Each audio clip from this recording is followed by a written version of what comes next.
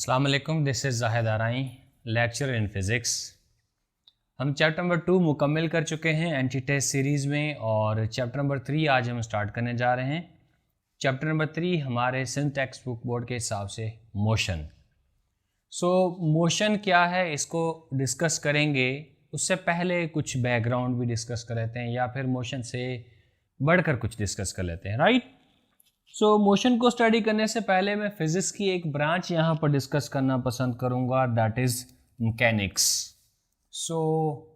Mechanics क्या है?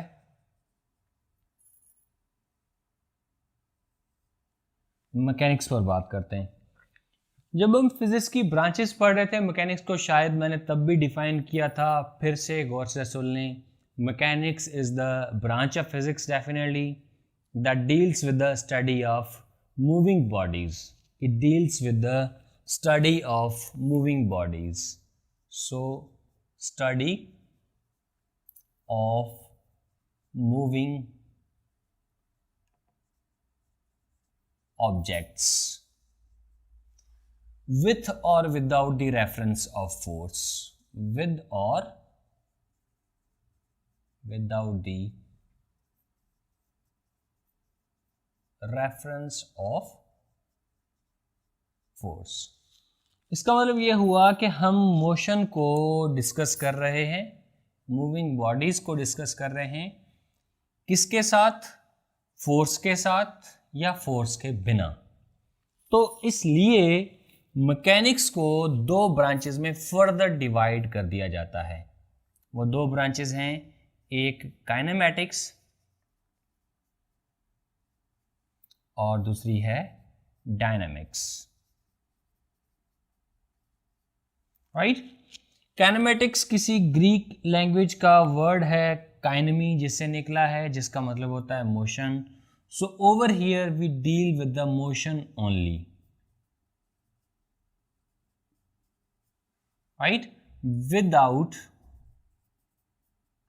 The reference of force. Motion only without the reference of force. Is it right? Kinematics में हम क्या करते हैं? बॉडीज का मोशन डिस्कस करते हैं फोर्स के रेफरेंस के बिना। इसका मतलब मोशन कैसे पैदा हुआ, मोशन किन चीज़ों पर डिपेंड करता है, हम उन चीज़ों को डिस्कस नहीं करते। काइनेमैटिक्स में हम जस्ट मोशन को डिस्कस करते हैं। ओके, वो एक मशहूर कहावत है, आम खाओ गुठलियाँ ना गिनो, वही स्टोरी है। We are concern with the fruit only. कहाँ से आया? We don't need to talk on that when we are dealing with the kinematics. इसी तरह मैकेनिक्स की दूसरी ब्रांच है और जो है डायनामिक्स। डायनामिक्स किसी ग्रीक वर्ड डायनमी से आया है और डायनमी का मतलब होता है पावर, राइट। डायनमी का मतलब है पावर, एंड पावर हम पढ़ चुके हैं is the dot product of force and velocity.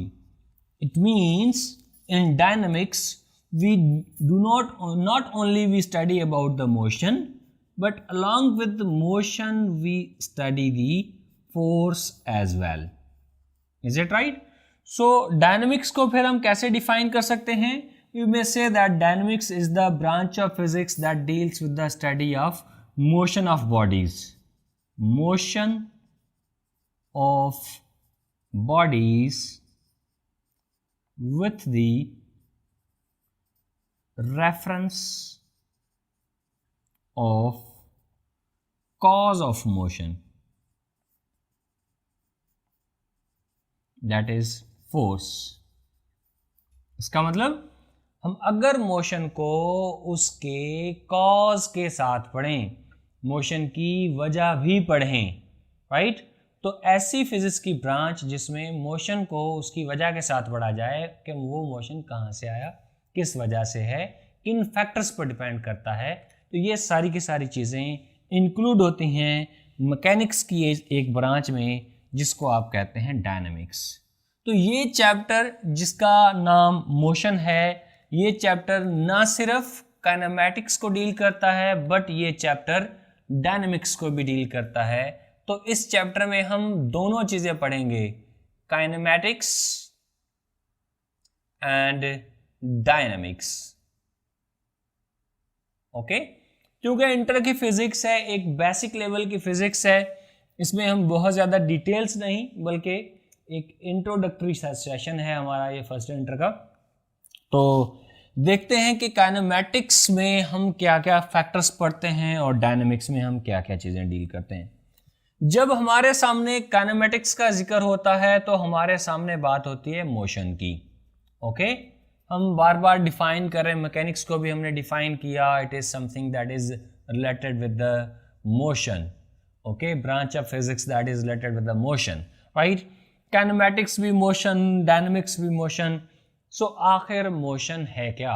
Motion को स्टडी करने के लिए मैं एक सब टॉपिक बना लेता हूं जिसको मैं नाम दे सकता हूं रेस्ट एंड मोशन। रेस्ट और मोशन को समझने की कोशिश करते हैं। सो रेस्ट एंड मोशन में पहले मोशन को देख लेते हैं, फिर रेस्ट पर बात करेंगे, राइट। सो मोशन क्या है? बुकिश लैंग्वेज है, if a body changes its position with respect to its surroundings, then it is said to be in the state of motion. If an object changes its position with respect to its surroundings, then it is said to be in motion. Okay, इस चीज को मैं बजाय इतनी basic language के मैं इसको थोड़ा सा बेहतर बनाने की कोशिश करता हूं, गौर से सुनिएगा। If a body is said to be in motion if a body changes its position with respect to some reference point.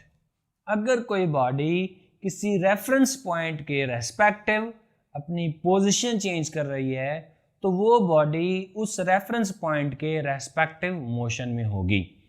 For example, myself make myself as a reference point, और मेरे सामने अगर कोई object है, अगर कोई बंदा है, वो इनिशियली यहाँ पर कहीं बैठा हुआ है, मैं अपनी आंखें क्लोज करूं थोड़ी देर के लिए या फिर मैं उसको देखता रहूं, वो थोड़ी देर के बाद मुझे वहां कहीं मिले, तो पहले उसकी पोजीशन ये थी मेरे रेस्पेक्टिव और फिर उसकी पोजीशन ये है मेरे ही रेस्पेक्टिव।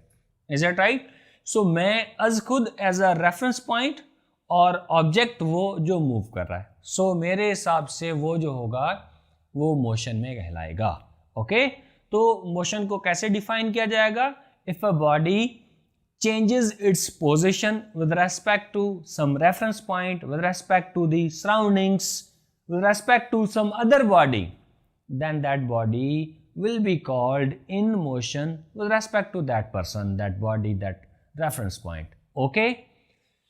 So अगर कोई बॉडी पोजीशन चेंज कर रही है अपनी किसी रेफरेंस पॉइंट के हिसाब से तो वो मोशन में है। इसी तरह अगर कोई बॉडी अपनी पोजीशन चेंज नहीं कर रही तो वो रेस्ट में होगी। तो फिर हम रेस्ट को कैसे डिफाइन करेंगे? We define rest as if a body does not change its position, if a body does not change its position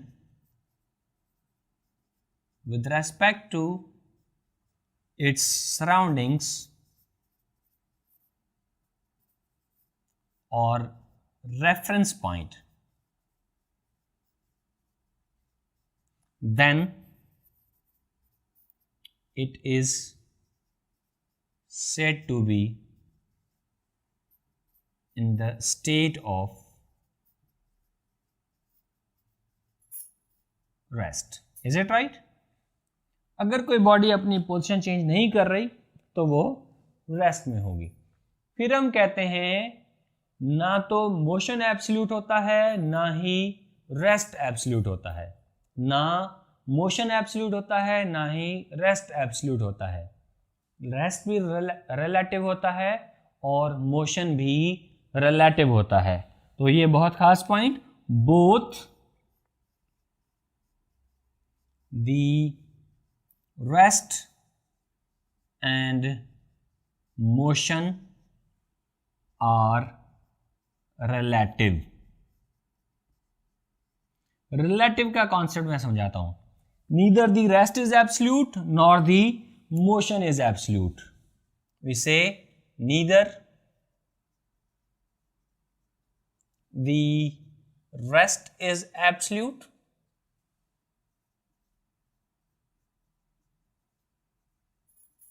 nor the motion।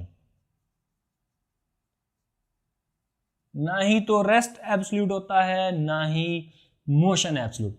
अब एब्सोल्यूट से क्या मतलब है? इफ अगर मैं कह दूं कि कोई बॉडी एब्सोल्यूट रेस्ट में है, इसका मतलब इस पूरी कायनात का कोई भी जर्रा उसको देखे, उस हर जर्रे के हिसाब से, हर पार्टिकल के हिसाब से, हर चीज के हिसाब से वो स्पेसिफिक चीज जो कि एब्सोल्यूट रेस्ट में है वो रेस्ट में ही नजर आनी चाहिए। ओके, लेकिन ऐसा नहीं होता। अगर मैं कह रहा हूं कि कोई बॉडी रेस्ट में है तो वो हो सकता है मेरे हिसाब से रेस्ट में हो सकता है किसी और के हिसाब से वो मोशन में हो। फॉर एग्जाम्पल आप कंसिडर करें कि हम किसी ट्रेन के कंपार्टमेंट में हैं या किसी बस में बैठे हुए हैं और बस किसी इस डायरेक्शन में जा रही है। जिस बस में मैं हूं उसी बस में आप हैं, आप मेरे सामने वाली सीट पर बैठे हुए हैं। मैं कहूंगा कि आप मेरे हिसाब से रेस्ट में हैं, इसी तरह आपके हिसाब से मैं रेस्ट में हूंगा।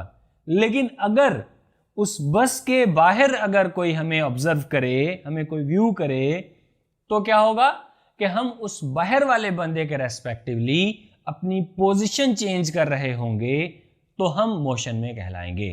तो इसका मतलब यह हुआ कि अगर कोई बॉडी मोशन में है तो उसका मोशन एब्सोल्यूट नहीं हो सकता। वो अगर मोशन में है तो वो किसी एक रेफरेंस पॉइंट के हिसाब से मोशन में होगी, और पॉसिबल ये भी है कि वो किसी दूसरे के हिसाब से रेस्ट में। जैसे कि हम एग्जांपल ले रहे हैं कि बस में बैठे हुए दो पैसेंजर एक दूसरे को देख रहे हैं, एक दूसरे के हिसाब से वो रेस्ट में है, हालांकि बस मूव कर रही है।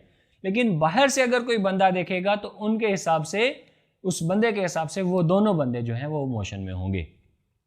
ठीक है, ना ही तो रेस्ट एब्सोल्यूट हुआ, ना ही मोशन एब्सोल्यूट हुआ, दोनों रिलेटिव हैं। इसकी एग्जांपल हम ऐसे भी समझ सकते हैं कि सपोज करें मेरे शोल्डर पर कोई पैरोट बैठा हुआ है। अगर मैं ऐसे मूव कर रहा हूं तो पैरट चूंकि मेरे साथ साथ मूव कर रहा है, उसको मैं जैसे ही देख रहा हूं उसकी पोजीशन में किसी भी किस्म की चेंज नहीं आ रही, उसकी पोजीशन जो थी वही है। तो मेरे हिसाब से पैरट किस स्टेट में हुआ? रेस्ट के स्टेट में। इसी तरह पैरट के हिसाब से मैं किस स्टेट में हुआ? रेस्ट के स्टेट में। लेकिन अगर आप लोग मुझे देख रहे हैं, मैं मूव कर रहा हूं, तो आपके हिसाब से मैं मोशन में हुआ, मेरे साथ साथ वो पैरट भी मोशन में हुआ। Is it right? Is it clear? ये ऐसे ही है जैसे कि हम सुबह उठते हैं, हमें लगता है कि सूरज मशरिक से, ईस्ट से राइज हुआ है और वेस्ट में जा रहा है। हमें ऐसा लगता है कि जैसे सूरज मूव कर रहा है, लेकिन क्या सूरज मूव कर रहा है या अर्थ मूव कर रही है? So this is what is the relativity. हर एक चीज दूसरी चीज के, हर एक मोशन दूसरी किसी चीज के रिलेटिव है। इसी तरह रेस्ट भी रिलेटिव है, मोशन भी रिलेटिव है। Is it right? होपफुली आपको रिलेटिव का कॉन्सेप्ट समझ में आया होगा। रिलेटिव का मतलब क्या है? Respect to something else. Okay, so जब हम रेस्ट और मोशन को डिफाइन कर चुके हैं तो अब हमारे पास काइनेमैटिक्स की टर्मिनोलॉजी हमने डिफाइन करनी है, एक्सप्लेन करनी है, जो कि पूरे चैप्टर में, क्या पूरी फिजिक्स में बार बार इस्तेमाल हो रही होगी। ओके, सो काइनेमैटिक्स की टर्मिनोलॉजी में सबसे पहले जो हम टर्म्स पढ़ते हैं वो है डिस्टेंस और डिस्प्लेसमेंट। डिस्टेंस और डिस्प्लेसमेंट क्या है, इनको डिस्कस करने की कोशिश करेंगे। आप इसका स्क्रीनशॉट ले लें प्लीज।